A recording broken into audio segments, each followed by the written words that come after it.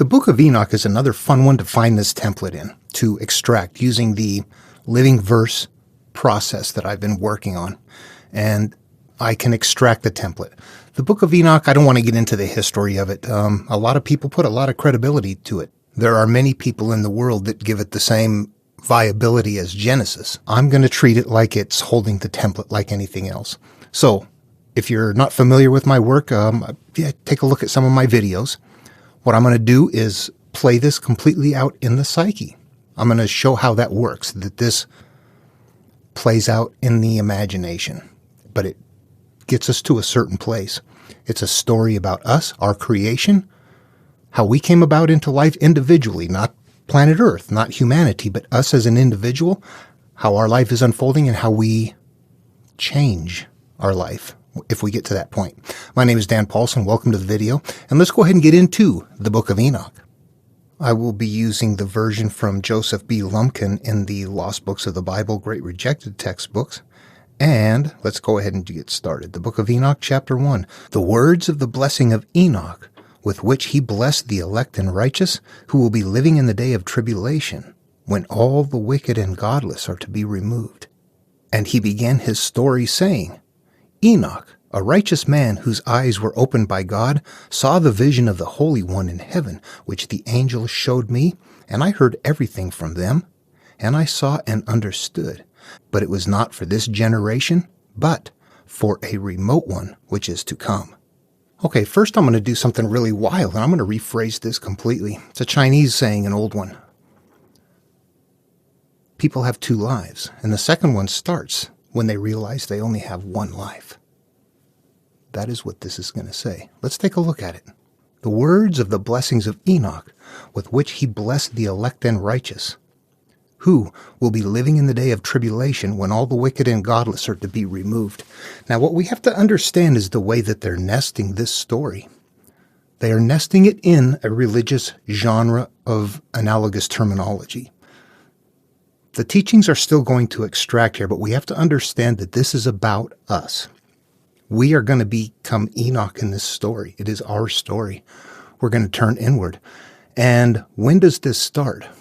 In my other material, I've said that this stuff, the teachings pick up the moment you say, oh my God, I need to change my life. How do I do that?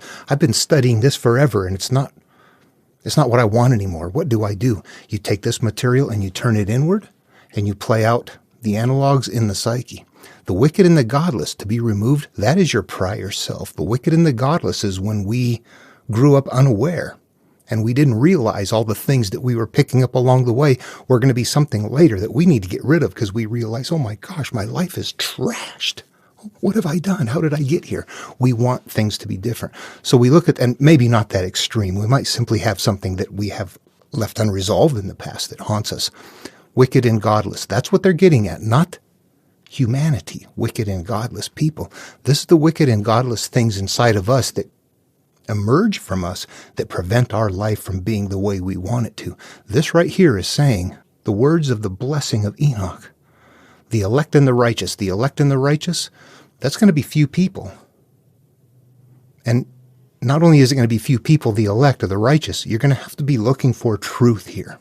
Not what makes you emotionally happy, but what is right, what is correct. Living in the day of tribulation, that's the day we go, I'm at wit's end. I'm done. Tribulation just happened. That's the day. The wicked and the godless are to be removed. Bingo. We just got told right here, this is where you're going to begin when you're ready to turn this inward. Here you are. It's your time. It's your material. All right. Before moving on, I want to show you what I do sometimes rewriting the verses to understand them. I want to make this sound like something that would make sense to me currently. I mean, the Book of Enoch, what do we have? 2,500 years ago. They're talking in a way that is not the way we talk. They understand and use, and their world is different than ours. What I want to do is understand what they are doing and how they are nesting this secret teaching. The words of the blessings of Enoch. So Enoch has been blessed, and he's going to turn and pass this along to the elect and the righteous, who will be living in the day whenever they're ready to make the change, the tribulation, when all the wicked and godless, the things inside of them that are hurt and that are not in their control, are to be removed. I would rephrase that to something that sounds like this. These are the self-healing instructions passed along by Enoch for those few who seek only truth at the time you are ready to remove all of your hurt. Okay, then it moves on, and he began his story saying, Enoch, a righteous man. Okay, that's us. We're Enoch. We're a righteous man. We're looking for truth. Whose eyes were opened. That's us, and saw God. We are now seeing the Holy One in heaven. We're seeing that the higher being is there. There's something greater than us there. The angel showed me whatever brings that to us. We'll call it angels. Knowledge, awareness. Yeah. And I heard everything from them, and I saw and I understood, but it was not for this generation, but for a remote one which is to come. So that's not, this right here is saying that in the beginning, what I'm being showed is that it's not for this generation to do. It is not for my earlier self, the remote one which is to come. That is the generation of myself later on that says, I'm going to go back and rectify my early life. That is the later generation that is coming. This is us. I've said this in quite a few other videos, but it bears repeating quite often, is that this, what I'm doing here, is discoverable. I'm not making this up.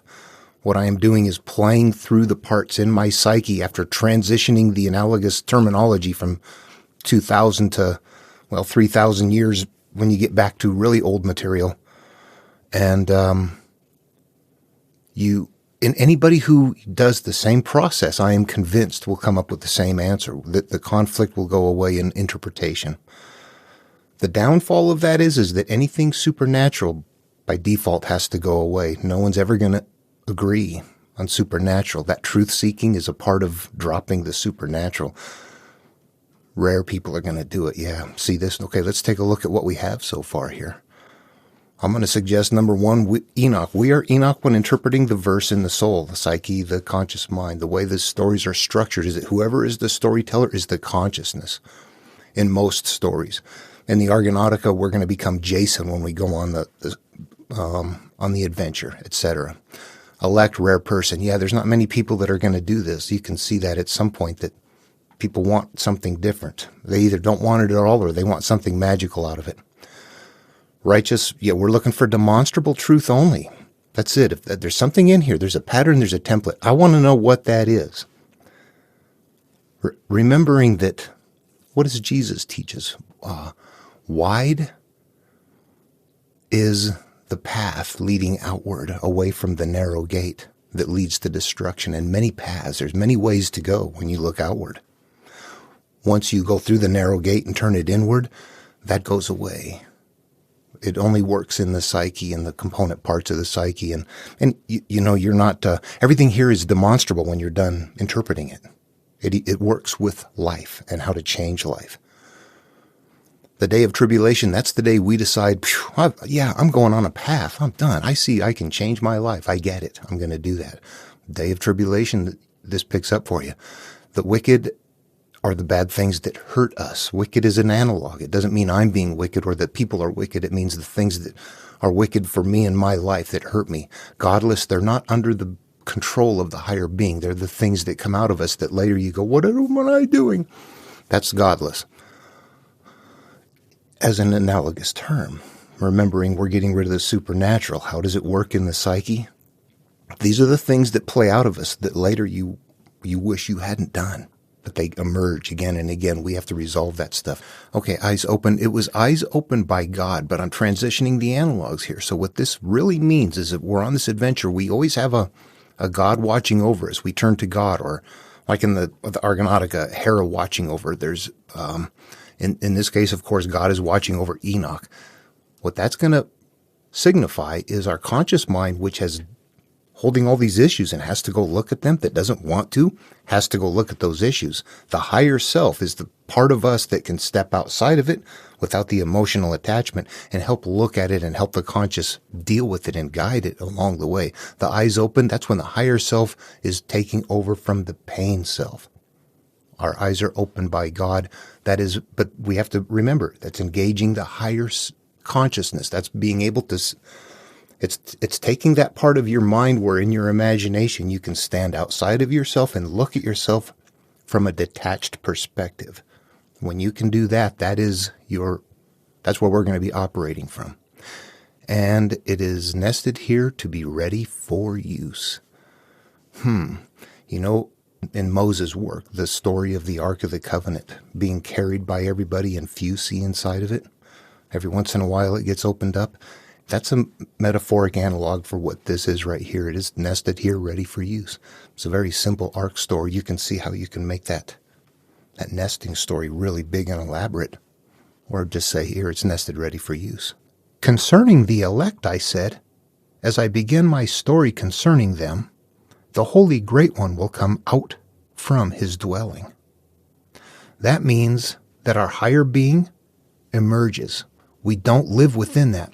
When we're kids, we do. As we develop who and what we are and our consciousness comes online and we begin to have experiences, we begin to live from those experiences. We make those experiences us and we lose connection with our higher self. What this is saying right here is that the Holy Great One will come out from his dwelling. It's there all along. What we're actually doing is learning to leave the past behind so that we are no longer living from that. And as a result, we emerge back into awareness and consciousness that is more from our higher self and no longer from our severely attached emotional self. The next one, and the eternal God will tread on the earth, even on Mount Sinai, and appear in the strength of his might from heaven. Okay, they're all analogs again. God, earth, Mount Sinai, strength, heaven, all of these things have a meaning in the psyche. And the only way it fits, again, once we shift it into the psyche, is like this. The eternal God is that higher being, and it's the cosmos. It's a place where we exist from before we are here physically. We don't, there's no consciousness of that, but that's the place we can get there in our imagination now. It's a higher place that we have. That's the eternal God will tread on the earth. The earth is our earth, our life, what we have created in our existence. Even on Mount Sinai, and appear in the strength of his might from heaven. Mount Sinai is where? Mount Sinai is where Moses got the 10 Commandments. This is a very holy place. So the eternal God will tread on the earth, even on Mount Sinai, every place, and appear in his strength of his might from heaven. This is going to build into something more. So let's just go right now with Mount Sinai is a holy place, but we still need to go clean out. This is going to be analogous to our soul, who and what we are, and cleaning things out. Again, it's being put in verbal stories and vehicles in a culture that's a storytelling culture. This is their media. It's going to be complicated and rich. We're being instructed that our higher self needs to come down and start dealing with those issues. We got raped, we got molested, and we don't want to deal with that. We don't. It's too hurtful. That is not living from our higher self. That is living from within the experience. What the higher self, what the God does, and with his strength and his might from heaven, is it comes in and says, okay, conscious and subconscious, here's what's going on. You're a part of the planet. You're a part of life. You got hurt. Millions do. Billions do. Trillions do. You're a part of that. You're not a victim. You think you are, but look, step back. It's a bigger picture. You can emerge from that. This is an example of the higher self working on earth. Okay, I think we've got this kind of set up a little bit in the mind. There's another big chunk ahead. Let's go resolve it. I'm going to read the next 4 verses together here, and then I'll go back and talk about them. And the reason I'm going to read 4, the one we just covered, because it flows into this. And the eternal God will tread on the earth on Mount Sinai and appear in the strength of his might from heaven. And all shall be very afraid, and the watchers shall shake, and great fear and trembling shall seize them to the ends of the earth. And the high mountains shall be shaken, and the high hills shall be laid low, and shall melt like wax in the flame. And the earth shall be wholly torn apart, and all that is on the earth shall be destroyed, and there shall be a judgment on all. The watchers. We have to identify the watchers. And what I'm going to do is bring in some parallel teachings. And I'm going to suggest that the Enoch, the Ajiji, the Anunnaki, the Watchers, fallen angels, there's a few other examples, are all analogous for the same thing. They're in different teachings, everywhere from Mesopotamian, the Enuma Elish, through Abrahamic teachings. And what they represent is bad parts of our early self. Imagine if you get triggered. You scream and yell, pound holes in the wall. Maybe it's not that severe. There are issues. Maybe we just are afraid of something. We have fears. Let's put it this way. Instead of trying to identify what it is, let's identify what it isn't. We want to be happy. We want a good life. What is it about our life that prevents it from being that way? And there are things in the past that we are bringing with us that are always problems. We have issues that have been left unresolved. It is the memory of an event and the emotional state of it, those two things right there, that cause continual actions. They're going to be called various things in various teachings. They could be weeds from the garden. They could be the skeletons in your closet, the demons that possess you. All of those would be the same thing. These are the same thing. These are the aspects of us in our early self. They came down from heaven because we, as youngsters, we've got joy, we've got happiness, we've got honor, we've got dignity, we've got these things. But as we grow and we begin to have experiences, those don't stay pure. We run into problems. That is when they become called Watchers, Anunnaki, something like that. They're given a role of something that started out as good and became evil. And later on, what we're going to see, in that all of these cases, you can't kill them. You put them away. You make them powerless. You trap them. Well, how does that work? This is a memory and an emotional state. That's the issue. We can't get rid of the memory. We have to change the emotional state.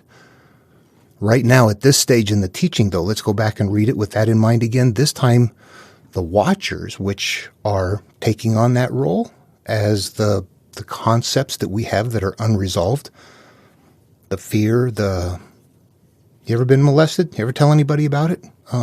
Molest anybody? Things like that. Things that we have incredible shame over. It's probably big for people to suffer from guilt from homoerotic childhood play, abortions, different things that people carry with them that are incredibly hurtful, that we surround ourselves with pain, guilt, and shame over, and they hurt us. Just things that we trap inside. Yeah, you imagine that you have to go after that stuff. Surface it, deal with it. Yeah, that's where all of this turmoil comes into play. We don't want to do it. And that's why it's nested in this way too. It'll get distribution in this outward-looking package. Okay, watch. Greek myth, Jason and the Argonauts. I'm prepping to do on that one because it's a simple one anyway, how to go through and navigate that. This stage is happening there too, but how is it happening? It's happening before the adventure begins, real early on, just like right here, where harpies are coming down. Zeus has sent creatures to go harass Phineas. Every time it's time for him to eat, to consume, they come and take all of his food and they mess it up so that he can't eat it. It's destroyed. He's being punished continuously. There's this cyclical behavior that is not good going on. That would be a Greek myth version of a Watcher or an Anunnaki or a fallen angel. And what happens in the end? Zeus doesn't allow them to be killed, but they cage them and keep them trapped so that now they are ineffective. They're still there, but they're trapped. You see, the same elements are still there. More Greek myth, Cyclops in a cave. You can't escape. It won't allow you to. It gets blinded and you finally leave it behind. So it's inside of an enclosure. There's an opening to go in and out through there. There's some very fun elements here. But again, we've got something that is preventing us from success that has to be eliminated. And even though it's blinded, it's not killed and it's left in the cave. Same elements. In the Babylonian creation myth, our very oldest creation myth, we have the Ajiji losing all of their power. All of their power is removed from them, but they're kept in the circle. They're being trapped inside as well. As we move along here, what we're going to see is that these guys, the watchers, they're going to be imprisoned. They're not going to be killed either, but they're going to be trapped in a way. You see that? Moses crosses the Red Sea. It closes behind him. Pharaoh is behind. Pharaoh is now ineffective. Pharaoh has been cut off from the new. This is very much what should be fairly observable part of the template, part of the pattern. It sequences, if you look at the story too, very much in the beginning, before the adventure begins. It's unfolding this right here that we need to, or that we've been taken over by something early in life that is really what these wonderful stories are carrying. In this case, in its simplest form, playing out in the psyche is that we need to go resolve something that hurts us, that continually acts out and is causing adverse conditions in our life. And that it exists as a memory and an emotional state, that we cannot change the memory, so we cannot get rid of it. But we have to render it so that it is ineffective. And the only way to do that is to change the energy state of it. That means to forgive, to change the way we feel about it. See why this is hard? The story elements are there. You'll see them that way. Let's go look at this again and read it with that in mind now and see how it sounds this time going through. I'll interpret a little as we go. And the eternal God will tread on the earth, even on Mount Sinai, and appear in the strength of his might from heaven. We are going to turn inward and go, okay, that's it. I've had enough. I'm at a turning point. I'm going in and I'm cleaning house. And all shall be very afraid, and the watchers shall shake, and great fear and trembling shall seize them to the ends of the earth. All of my shame and pain and all of the things that I hold inside that hurts me, yeah, it's going to be tough to face them. I don't know that they're shaking. They should. Yeah, we have to go after it. They should shake. If we're going to succeed, then they're going to be defeated. But we will still be afraid to do it. That wall that is between us and those is our fear. And the high mountains shall be shaken, and the high hills shall be laid low, and shall melt like wax in the flame. Whatever structure we have built, like a ziggurat or something like that, a Tower of Babel, a temple that needs to be torn down. In this case, a high mountain shall be shaken, and the high hills shall be laid low, and shall melt like wax in the flame. Analogous idea that everything that is built up, that is this, I'm powerful, I'm this, I'm that, that's got to go. The ego's got to go, all of that. It's got to drop. We got to get off our high mountain. That's what it sounds like. And the earth shall be wholly torn apart, and all that is on the earth shall be destroyed, and there shall be a judgment on all. It is time for us to look at everything we believe and wonder why and how. We know we came from a place where we were just programmed there. We need to realize that and go, oh, everything I've been told is quite possibly wrong. I need to let it all go and go learn for myself. If we're going to start over and have a rebirth, that means getting rid of the thought processes that hold us in turmoil, that create turmoil in the flow of our life as well, meaning that we don't live in heaven. We don't live in happiness. All right, moving on from there, I think that I've got this set up. I'm going to kind of speed this up as we go along, and I'll just kind of editorialize as I move along. But with the righteous he will make peace, and will protect the elect, and mercy shall be upon them, and they shall all belong to God, and they shall prosper, and they shall be blessed, and the light of God shall shine on them. The righteous is not the righteous people. These are the righteous things within us. The good qualities that we have, they're going to stay there. And behold, he comes with 10,000 of his holy ones, saints, to execute judgment on all, and to destroy all the ungodly wicked, and to convict all flesh of all the works of their ungodliness, which they have ungodly committed, and of all the hard things which ungodly sinners have spoken against him. This is just coming with everything we have to deal with all of our issues. If you're going to do a rebirth, or just getting rid of everything. Imagine our lives with just thoughts that frazzle all the time, and getting to a point where you're just relaxed. It's hard to imagine that in this world. You look around, people are so frazzled that, getting a few moments of peace, they feel good. We're talking about a life of peace here. This material is meant to resolve everything, not just to this issue and that issue, but to let go of this, to let go of all the things that are unimportant, to let go of the things you're dragging onto, to let go of things that you grasp onto, the want, the hurt, the pain, the shame, the everything, the feelings of lack of self-worth, all of that, everything that takes us off course from being happy, that's what we want to go after. This is 10,000. How much? That's an analog. That just means lots, whatever it takes. It's big. And then down here at the bottom, we see also a reference. And I won't get into that one there, but you will see that throughout material, and I'm going to tell you what that is. A lot of people will say, oh yeah, this must have actually happened. You can see it kind of appear in a few different places with maybe a little variation, but kind of there. And what I'm going to suggest is that what they're seeing is the template. This is exactly, it's going to sequence, whatever this is going to sequence in that story in the same way as well.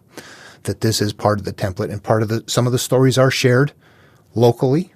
You know, we know flood stories and things like that appear in a variety of different places, but those are all the cleaning out.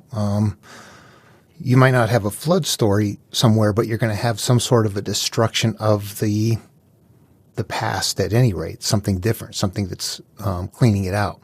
Some of them go to a different culture and they take on an entire different look, but they're still built off of this one template. You know, whatever we have to destroy, clean, purge, start over, uproot, wipe out, trap in the past is all a part of us. Many ways to look outward, one way to look inward. All right, at this point, I'm convinced that if you're still watching the video, you're on board enough for me to just speed up a lot more. So let's go ahead and do that. It goes into chapter 2 next, and these are going to be short. They kind of clump together. Watch these carefully. Observe everything that takes place in the sky, how the lights do not change their orbits, and the luminaries which are in heaven, how they all rise and set in order within its season, and do not transgress against their appointed order. This is cycles. This is showing us that everything that happens in cycles, no matter what. If we look at our lives, we have a life cycle. The year, there's annual cycles, monthly cycles, there's lunar cycles. There are many natural cycles, but within that, what we're supposed to understand is that within our own life, everything also cycles. The things that we hold inside of us that are not okay are a creation. It's going to cycle. It's going to get triggered. It's going to come out. There are, maybe relationships, difficulty or something like that. You move from one place and go, oh my gosh, I've left that behind. You go somewhere else, and after a time you think, it's the same thing. What's happening here? There's something going on. There's something cycling. And what they're eventually going to get to is our realization that the cycles that we're going through are happening as a result of what we are holding up here. But they're teaching us right here to start observing cycles. Look and watch. Pay attention to the cycles. Consider the earth and give understanding to the things which take place on it from start to finish, how steadfast they are, how none of the things on the earth change, but all the works of God appear to you. This goes along with what I was just telling you, except for the thing is that all the works of God appear to you. God is an analog. The God is, in this case, the higher being. This is what, honestly, in this case, it sounds like everything that we have decided upon appears to us.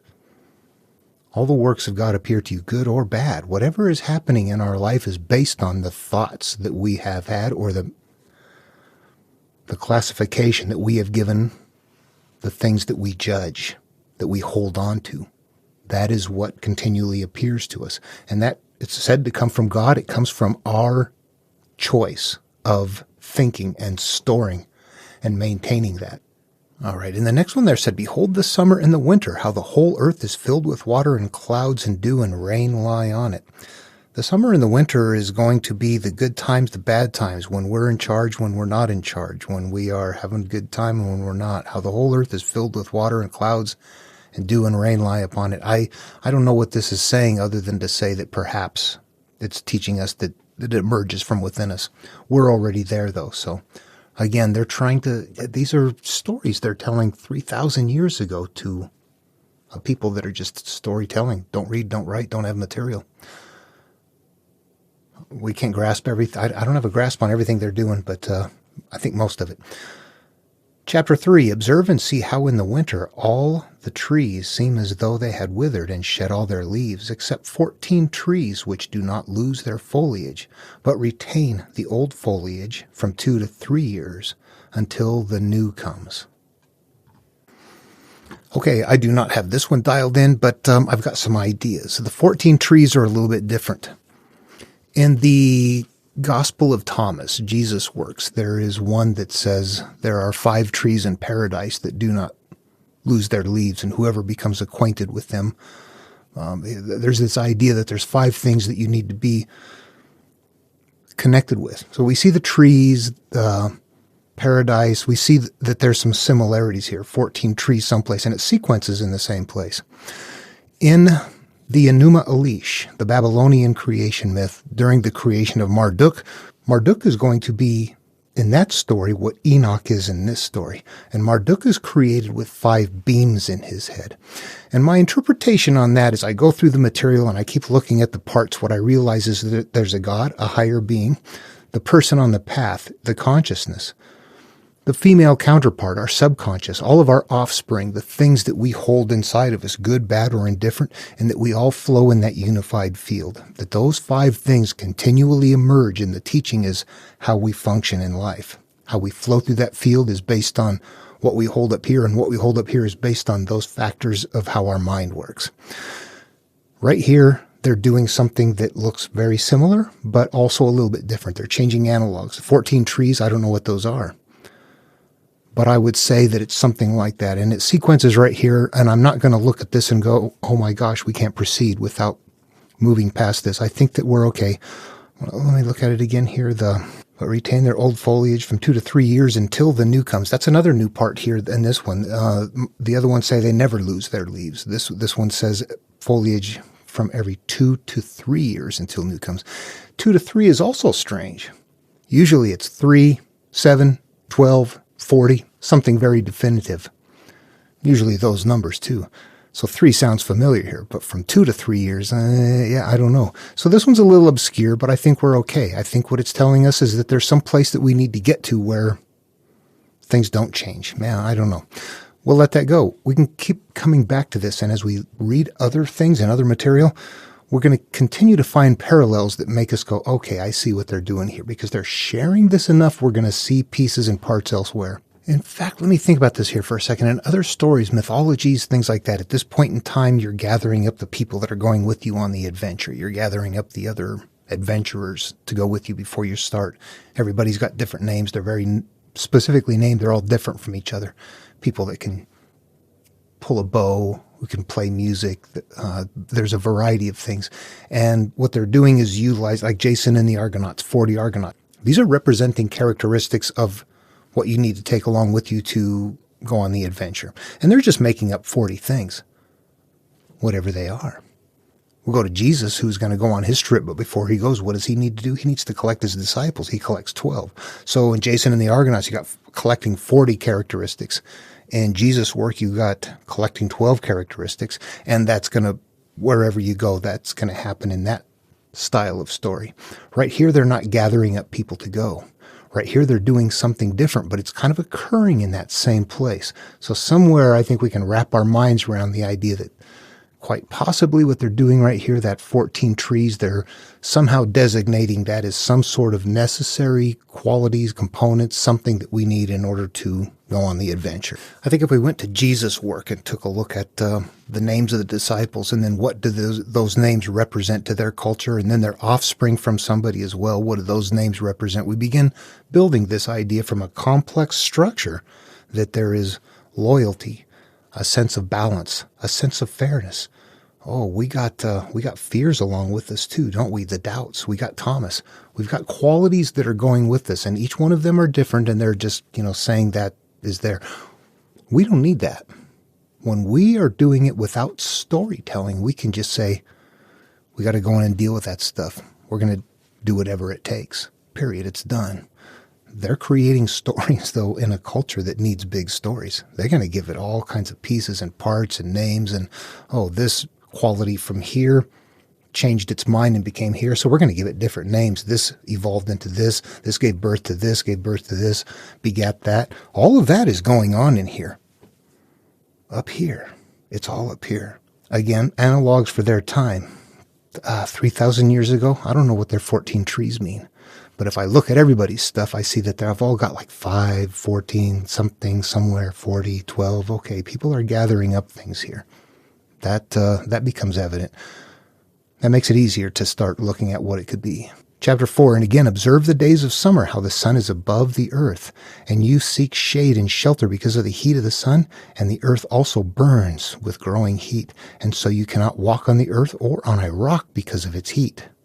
All right, I'm running into some snags here. The in the winter from chapter 3, I believe, is something that was added in by the translator. I don't know that there was something missing. I don't see here what it says, but that's happened once earlier, and I didn't mention it, but in this case, I think that might be the case. Observe and see how all the trees seem as though they had withered and shed all their leaves, except 14 trees which do not lose their foliage, but retain the old foliage from 2 to 3 years until the new comes. I don't know that that's winter or not right there. Somebody might be listening to this and going, well, if the trees had lost all of their leaves, it must have been winter. Let me add that in.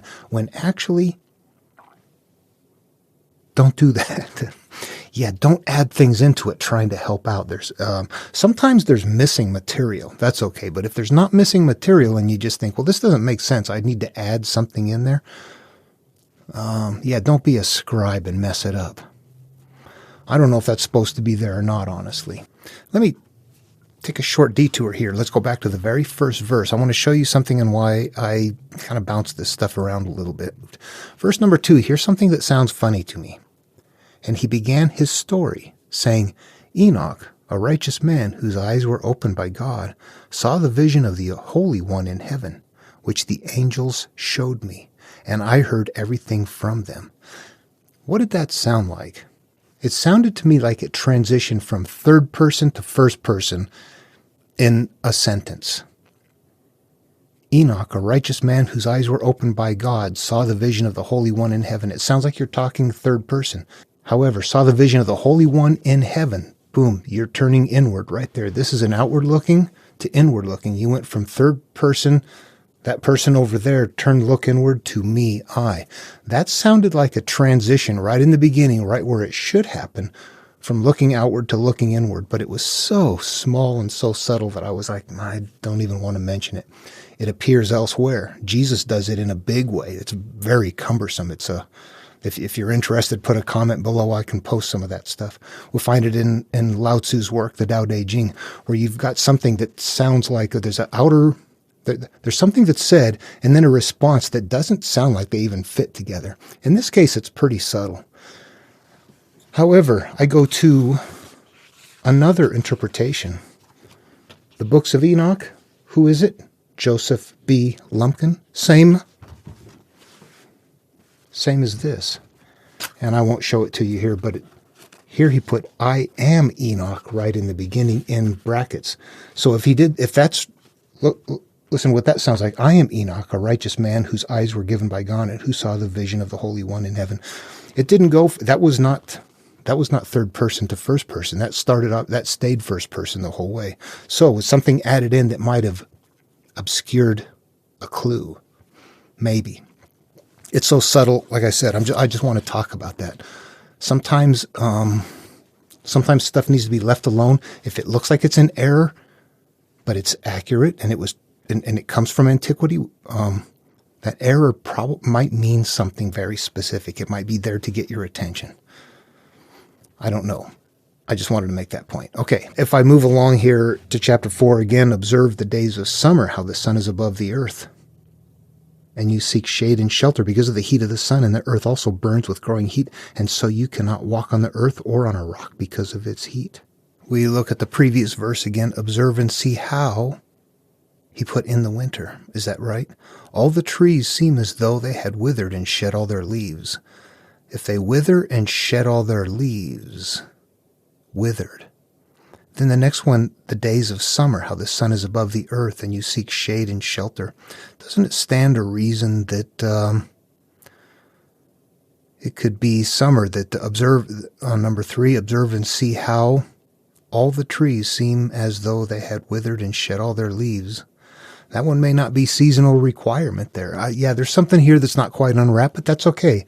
It's not going to trip us up or keep us from making progress. So let's move ahead to the next section and see what we come up with. And this will continue to emerge. The more things we look at, the more things we study, the more we begin to see similarities and start making correlations where we can see what they're doing. It's all a mental process. For me right now, I think that I feel like I'm becoming much more proficient at navigating these. But in looking at it, and I mean, I'm trying to reverse engineer it in my mind, so I'm just figuring it out as I go. So I don't know what to do. I just keep prodding, and then at some point you look back and go, okay, what did I do to get here?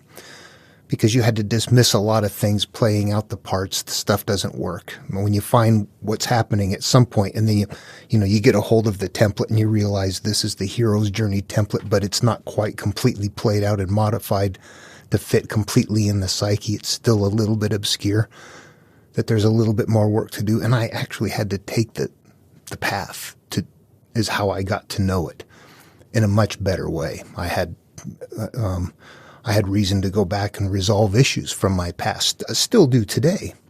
But this is what emerges. And what I find is that, yes, it is all a psychological process, and that we can all do it from home, talking together and working together. I'm going to be honest. I think they just dialed in psychology. People are hurt, abused, molested, raped. How do we know? Look at the rules. Look at the rules they're making up. They're dealing with what they have to in the culture. They're also trying to help people heal. There's a way to turn inward to do this by letting things go and understanding how to let go, but that most people aren't going to do that. And that, oddly enough, that is what I find nested. That is what I find the template is. And then what makes it so that I feel like I can navigate it better as I go into it. And at some point, it looks like there's just repetitive processes to complete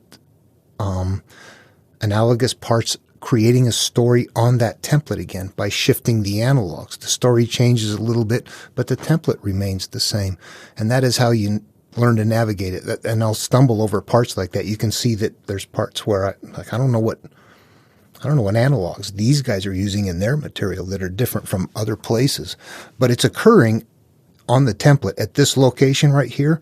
And I've identified what these are over here. This probably, in fact, I would say with a great degree of certainty on my own, that I expect that when I understand it, that it'll be something like that emerges, which is not very scientific. I need to be open-minded. I'm not going to commit to anything, though, until I can see it and reason it through somehow interactive in the psyche. If I can't make it that part, I don't bring it. It'll sit there until I figure it out.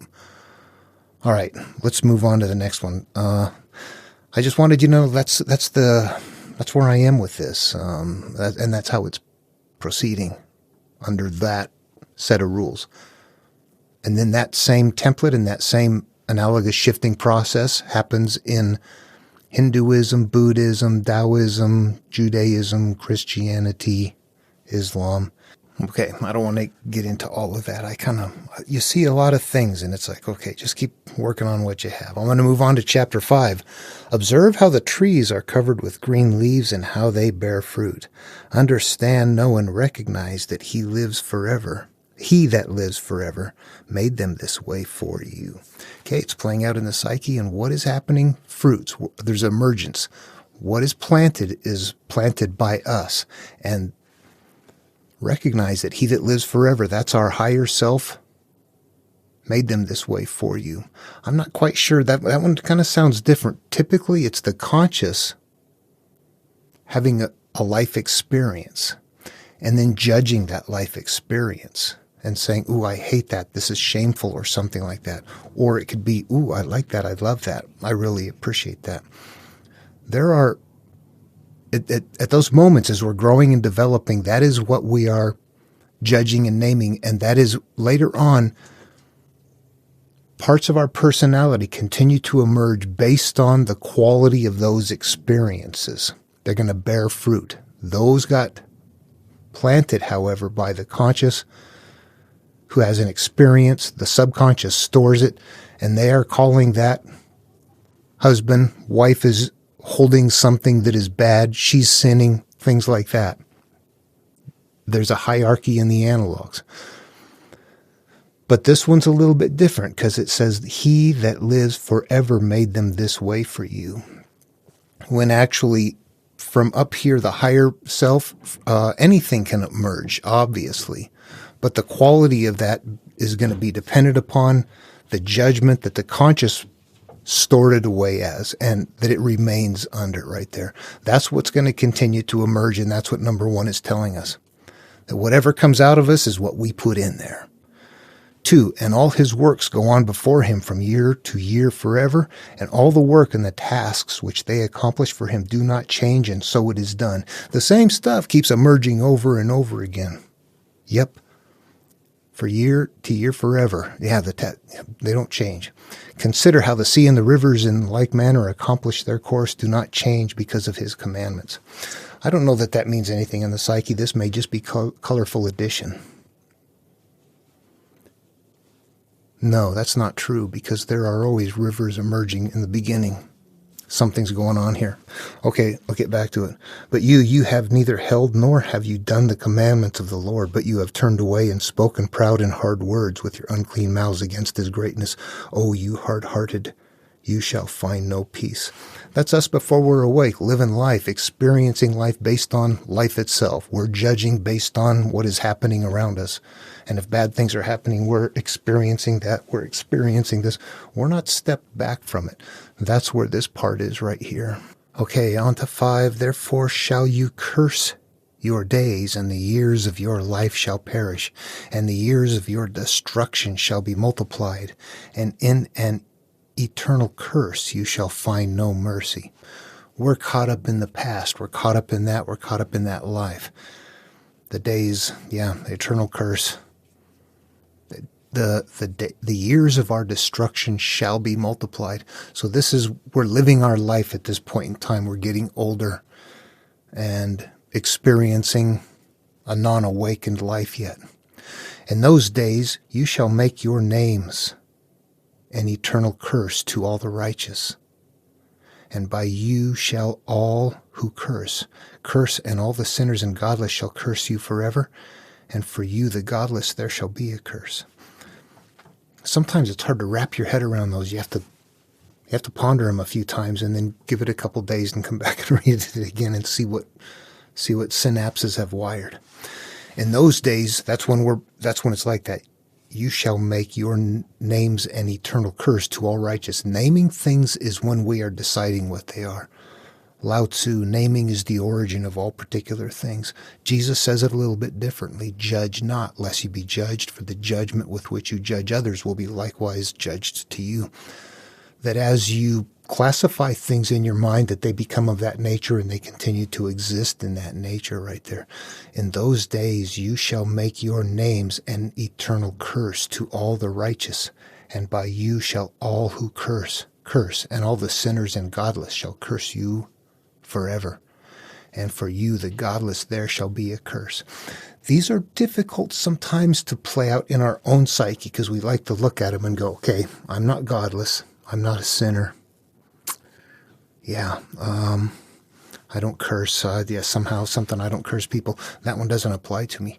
It does. Those are all analogs used to help carry the story.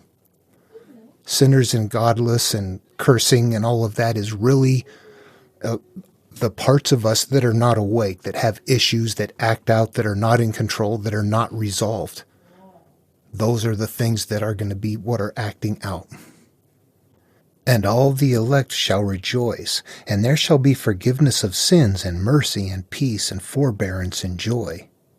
There shall be salvation for them, a good light. And for all of you sinners, there shall be no salvation, but on you all shall abide a curse. But for the elect, there shall be light and joy and peace, and they shall inherit the earth. Okay, and all the elect shall rejoice, and there will be forgiveness of sins. Yeah, the certain people are going to be happy, and they're going to turn inward and do all of the things necessary to forgive the sins, mercy and peace, forbearance and joy. There is a process to let things go inside, and that is a few people that are going to do it. There shall be salvation for them. Yeah, it's going to be great. He added like and. I don't like that. It just should say a light, a good light. When you are healing, you're illuminating things. The stuff that we want to hide, how do we fix them? We unhide them. We illuminate them. This can just say, there shall be salvation for them, a good light. And for all of you sinners, there shall be no salvation. So yeah, for the people that don't go on this path, you're not going to feel better. You're going to feel a curse. But for the elect, there will be light, joy, and peace, and they shall inherit the earth. The earth is our space. It's our earth. It is the world that we want. Before we get there, there's times we think we are in charge of our earth, but many times, if we think about it, the world is in charge of us. We're just going with the flow. And to escape that joy and peace, that is inheriting the earth. When you're living in that modality, yourself, your feelings, your life experiences are dependent much on what is happening outside of you. You respond and react to that. Once we wake up or get to this point, that ceases. We stop becoming a product of that. That's when we inherit the earth, right at that moment. And then wisdom shall be given to the elect, and they shall all live and never again sin. So the wisdom, here you go. This is the supernatural aid, it almost looks like, huh? But that's happened a couple of times. But yeah, if you have the wisdom, that's what you're going to do. You're going to, the sin is really just the things that are hurtful things. But it's not simply not doing them. It is resolving issues within you. The stuff that we carry with us continues to act out. Neither through forgetfulness nor through pride, but those who are given wisdom shall be humble. The quality of being humble is the quality of dropping the ego, if you think about it. We have to take responsibility for what is happening in our life by understanding that what we're holding up here, whether it's our fault or not, doesn't matter. It is what we are carrying up here that we need to offload. And that's it. That requires dropping the ego, being able to look at oneself objectively without saying, oh, my feelings are hurt. I can't do that. We got to be able to get past that. Okay, and they shall not again transgress, nor shall they sin all the days of their life, nor shall they die of the anger or wrath of God, but they shall complete the number of days of their lives, and their lives shall be increased in peace, and their years will grow in joy and eternal gladness and peace all the days of their lives. Okay, we won't transgress. The transgression is just the things we do that are not okay. And sometimes we are in control of those drugs, alcohol, behaviors, habits, things that are not healthy or good for us in many ways. It could be any number of things that just hurts us. It might be something seemingly benign. What is it that hurts you? That's it right there. It could be different things for different people. Something that bothers something that bothers one person may not bother somebody else. It's a mental process. It's a mental process. Okay. So, nor shall they sin all the days of their life, nor shall they die of anger or wrath of God. There's a point where you realize, ooh, this flow happens because of what's up here. And holding what is up here, once I've realized that, it is incredibly important to keep this pure because life flows that way. When you keep a bunch of stuff tucked away up here that you want to hide, it keeps emerging. It keeps messing up your life. So we want to get rid of that. And but they shall complete the number of the days of their lives. We're going to grow. Yeah, we're going to complete our lives anyway, but they shall be increased in peace, and years will grow in joy and eternal gladness and peace all the days of their lives. We'll just be happier while we're alive. Sounds pretty clear to me. Okay, now it's going to start getting into some more detail here, nitty-gritty. And it came to pass, when the children of men had multiplied, that in those days were born to them beautiful and fair daughters. This is us as children, all of us. All of us are going to have beautiful and fair daughters. But what are those? Those are the characteristics that become a part of us when we're children and we're playing and we're having fun. At first, you don't have any offspring. At first, we are not aware. We have not been developed. We can become anything. However, when we, the children of men, when we begin to experience life and judge life, at first, presumably as children, it's fun, we're playing, we're having a good time.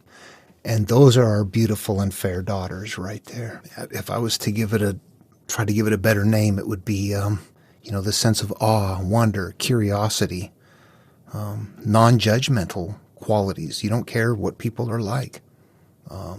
You're open and honest. That starts. And the angels, the Son of Heaven, saw and lusted after them and said to one another, "Come, let us choose wives from among the children of men, and have children with them." And Semjaza, who was their leader, said to them, "I fear you will not agree to do this deed." Okay, so what is happening here is that the angels, the sons of heaven, lusting after them, this is as we get along in life and we start going, maybe I should steal this, maybe I should take that, maybe I should lie, maybe I should start doing something different. When we begin to lose that childhood innocence is when this is happening. You know what, though? It seems at this stage as though those qualities are getting more powerful life. They're not bad yet. They're coming on board. Laughing and giggling and all of that. They're getting power from above. They're actually emergent, but they're still good things.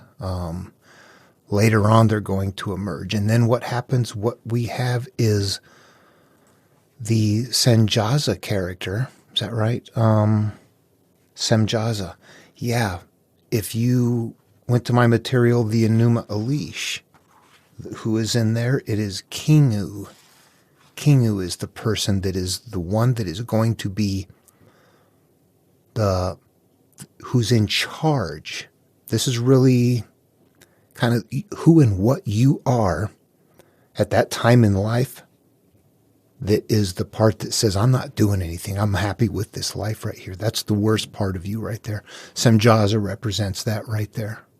Okay, so after Semjaza challenged them and said, I need you to agree, and I alone shall have to pay the penalty of this great sin. He didn't want that to happen. And they all answered him and said, let us all swear an oath and all bind ourselves by mutual curses. So we will not abandon this plan, but to do this thing. Then they all swore together and bound themselves by mutual curses. This just means we're full of stuff, all kinds of things. It's not one thing, it's a bunch of stuff. And they were in all 200 who descended in the days of Jared in the summit of Mount Hermon, and they called it Mount Hermon because they had sworn and bound themselves by mutual curses on the act. Okay, so I'm not quite sure what the days of Jared are, but we would probably, if we went and looked and found Jared, we could make that connection. Mount Hermon is obviously, there are different mountains. The holy mountain isn't where the bad people go. They get left behind. This is the creation of their mountain. This is the strength. Mount Hermon is the mountain that that represents our biggest point of our world when we're not awake yet. That is where they are going right here. It goes on and starts establishing a bigger structure, though. Those 200, all those characters and qualities, they're going to build more to it. They have names of their leaders.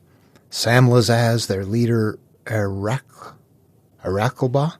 Ramil, Kokabel, I don't even know how to pronounce these. Tamlel, Ramlel, Danel, Ezekiel, Barak. Okay, so these are names from their time that I don't know how to pronounce, but they are holding something. And as the story unfolds, since we realize we've just created this structure of there's a bunch of bad characteristics and qualities on a mountain from our past, and here are the leaders of them. This is going to continue to emerge, and we're going to have to go back and defeat and fight these people. Okay, the idea, we know, I think where we're getting to with this is just clearing out the inside. But what they're doing here, again, imagine having this brain capacity 2,000 years ago, staring at the walls. You would want stories, and you would want them to go on and on and on. You wouldn't want them to end. I'm going to go ahead and end this video now just because the time kind of got away from me. It got longer than I thought it was going to. But let me know if you're interested in me continuing on with this. I've got other projects I'm working on as well, but I thought this would be a fun one to jump on, just to kind of show how that starts as I'm getting into other things. I felt comfortable messing up with this one. Okay, hope the video was enjoyable. Comments, questions below. Please like and subscribe. Just help get the word out. I'm not going to monetize the channel. Love one another. I'll see you in the next video.